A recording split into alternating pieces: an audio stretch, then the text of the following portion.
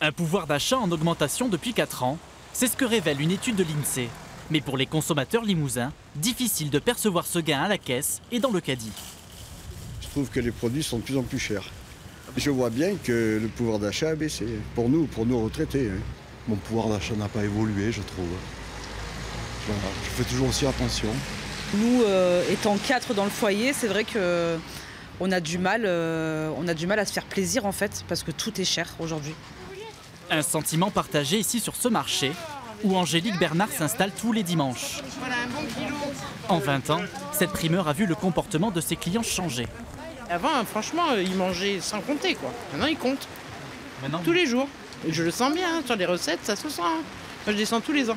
Je suis obligée de rajouter des marchés pour pouvoir équilibrer mes comptes, parce qu'autrement, ça ne le ferait pas, quoi. Faire plus de marchés, mais pas seulement.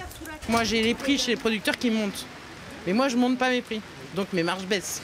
Tout ça pour le client, pour qu'il puisse continuer à acheter, pouvoir manger. Des consommateurs moins dépensiers. Pourquoi? Parce que dans le Limousin, les dépenses courantes augmentent, mais les salaires restent bas. 19 403 € en moyenne. En Nouvelle-Aquitaine, le salaire médian est de 20 148 €. Il monte à 20 556 € en France métropolitaine. Avec la prime d'activité ou la défiscalisation des heures supplémentaires, le gouvernement mise sur une relance du pouvoir d'achat.